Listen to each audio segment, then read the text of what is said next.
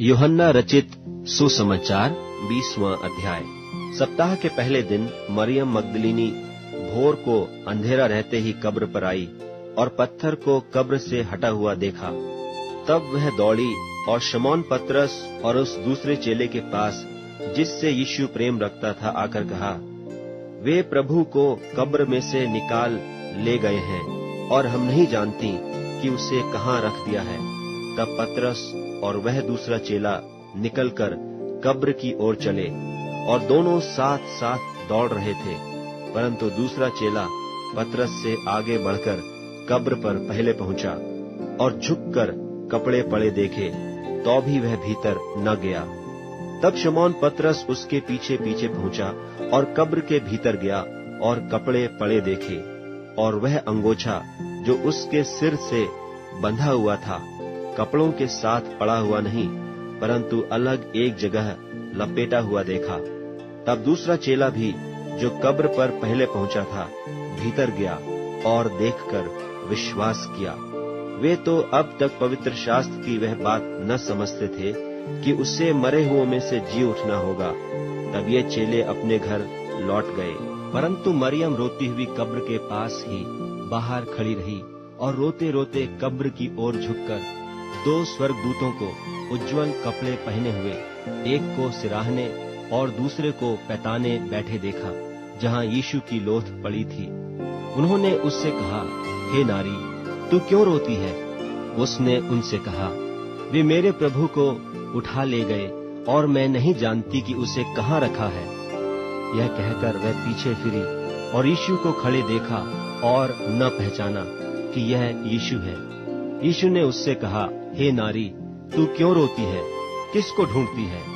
उसने माली समझकर उससे कहा, हे महाराज, यदि तूने उसे उठा लिया है तो मुझसे कह कि उसे कहाँ रखा है और मैं उसे ले जाऊंगी। यीशु ने उससे कहा, मरियम।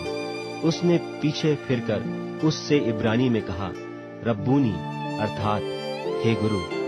यीशु ने उससे कहा, मुझे मत छू, क्योंकि मैं अब तक पिता के पास ऊपर नहीं गया, परंतु मेरे भाइयों के पास जाकर उनसे कह दे कि मैं अपने पिता और तुम्हारे पिता और अपने परमेश्वर और तुम्हारे परमेश्वर के पास ऊपर जाता हूँ। मरियम मगदलीनी ने जाकर चेलों को बताया कि मैंने प्रभु को देखा और उसने मुझसे ये बातें कही। उसी दिन जो सप्ताह का पहला दिन था, संध्या के समय, जब वहां के द्वार जहां चेले थे यहूदियों के डर के मारे बंद थे, तब यीशु आया और बीच में खड़ा होकर उनसे कहा, तुम्हें शांति मिले। और यह कहकर उसने अपना हाथ और अपना पंजर उनको दिखाए।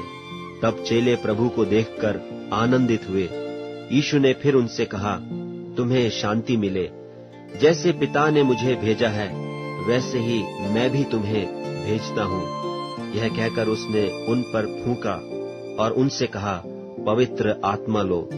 जिनके पाप तुम क्षमा करो, वे उनके लिए क्षमा किए गए हैं। जिनके तुम रखो, वे रखे गए हैं। परंतु 12 में से एक व्यक्ति, अर्थात थोमा, जो दिदुमुस कहलाता है, जब यीशु आया तो उनके साथ न था। जब और चेले उससे कहने लगे कि हमने प्रभु को देखा है, तब उसने उनसे कहा, जब तक मैं उसके हाथों में कीलों के छेद न देख लूं और कीलों के छेदों में अपनी उंगली न डाल लूं और उसके पंजर में अपना हाथ न डाल लूं, तब तक मैं प्रतीति नहीं करूंगा। 8 दिन के बाद उसके चेले फिर घर के भीतर थे और थोमा उनके साथ था और द्वार बंद थे। तब यीशु ने आकर और बीच में खड़ा होकर कहा, तुम्हें शांति मिले। तब उसने थोमा से कहा, अपनी उंगली यहाँ लाकर मेरे हाथों को देख और अपना हाथ लाकर मेरे पंजर में डाल, और अविश्वासी नहीं परंतु विश्वासी हो। यह सुन थोमा ने उत्तर दिया, हे मेरे प्रभु, हे मेरे परमेश्वर। यीशु ने उससे कहा, तूने तो मुझे देखकर विश्वास किया है। धन्य वे हैं जिन्होंने बिना देखे विश्वास किया। यीशु ने और भी बहुत चिन्ह चेलों के सामने दिखाए, जो इस पुस्तक में लिखे नहीं गए, परंतु ये इसलिए लिखे गए हैं कि तुम विश्वास करो कि यीशु ही परमेश्वर का पुत्र मसीह है और विश्वास करके उसके नाम से जीवन पाओ।